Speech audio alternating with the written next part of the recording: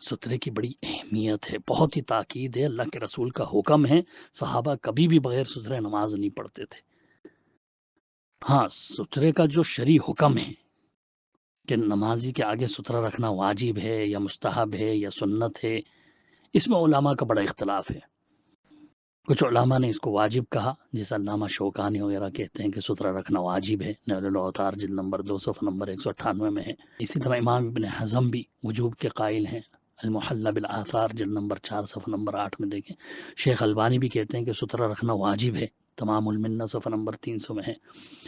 لیکن جمہور علماء جو ہے کہتے ہیں کہ یہ سنت ہے، کچھ نے مستحب بھی کہا، لیکن جنہوں نے اس کو واجب کہا تو اس سے مراد ایسا واجب نہیں ہے کہ سترے کے بغیر نماز ہی نہیں ہوگی، بلکہ اگر کوئی شخص کبھی کسی وجہ سے سترے کے بغیر نماز پڑھ بھی لیتا ہے تو اس کی نماز تو ہو جائے گی، بھلے سنت کے اس نے خلاف کیا، مگر اس کو معمول بنانا یہ یقیناً خلاف سنت ہے۔ نمازی کے لیے سترے کی بہت زیادہ اہمیت و تاکید ہے۔ سترے کی اس قدر اہمیت ہے کہ بغیر سترہ نماز پڑھنے کا تصور خیر القرون میں نہیں تھا۔ اللہ کے رسول صلی اللہ علیہ وسلم بار بار اس کا حکم دیا، اور اسی حکم کی وجہ سے کچھ علماء اس کو واجب قرار دیتے ہیں۔ میں نے جہاں تک غور کیا ان تمام علماء سلف اور خلف کے اقوال اور ان کے فتووں پر میں نے بڑا تأمل کیا، تو مجھے علامہ شوکانی، امام ابن حزم وغیرہ کے دلائل بھی مضبوط لگے، کیونکہ یہ حکم ہے اور حکم کا ظاہر تو وجوب ہی ہے، جیسے کہ علامہ شوکانی نے لکھا۔ تو پھر یہ بھی ملتا ہے کہ جہاں کسی کے گزرنے کا خطرہ نہ ہو وہاں بغیر سترہ بھی رسول اللہ صلی اللہ علیہ وسلم نے پڑھی نماز۔ یہ بھی ایک دو حدیثیں اس تعلق سے ملتی ہیں۔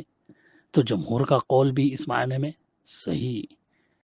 ہے کہ بھئی یہ سنت ہے، لیکن ایسی سنت یا ایسا مستحب کہ لاپرواہی کی جانے لگے،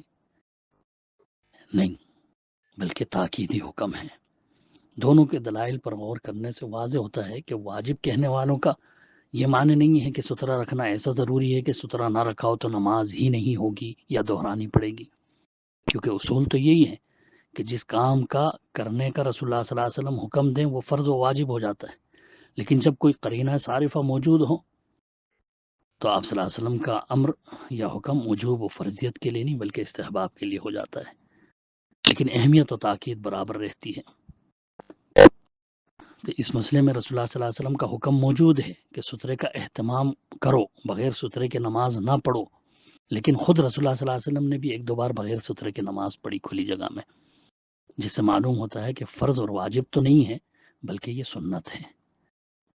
کچھ علماء نے تاکیدی سنت اس کو کہا ہے، جیسے کہ حافظ زبیر علی زئی رحمۃ اللہ علیہ موطا امام مالک کی شرح اتحاف الباسم حدیث نمبر 175 کے تحت لکھتے ہیں کہ اس مسئلے میں علماء کا اختلاف ہے اور راجح یہی ہے کہ سترہ واجب نہیں ہے بلکہ سنت ہے۔ امام ابن عبد البر نے بھی لکھا ہے کہ راجح یہی ہے کہ سترہ واجب نہیں ہے بلکہ یہ سنت ہے۔ دیکھیے تمہید جلد نمبر 4 صفحہ نمبر 193۔ تو صحیح اور راجح یہی کہ سترہ واجب نہیں ہے بلکہ تاکیدی سنت ہے، اور اس کا تارک جو ہے وہ قابل ملامت ہے، جیسا کہ مولانا عبدالستار صاحب رحمۃ اللہ علیہ صحیح بخاری کی شرح نصرت الباری میں لکھتے ہیں کہ لیکن اس کا یہ مطلب ہرگز نہیں ہے چونکہ سترہ مسنون یا مستحب ہے لہذا اس کا زیادہ اہتمام کرنا ضروری نہیں، جیسا کہ آج کل سمجھ لیا گیا ہے، بلکہ کسی فعل کا مستحب یا سنت ہونا یہ معنی رکھتا ہے کہ اس کو اہتمام کے ساتھ کیا جائے، لیکن اگر کبھی زندگی میں ایسا مرحلہ آ جائے کہ بندہ اس پر عمل نہ کر سکے تو وہ گنہگار نہ ہوگا، نماز ہو جائے گی، لیکن اگر وہ مستحب کو یا سنت طریقے کو پس پشت ڈالنا ہی اپنا اکثر معمول بنا لے تو یہ بالکل جائز نہیں۔ معمول بلا وجہ نہ بنائے۔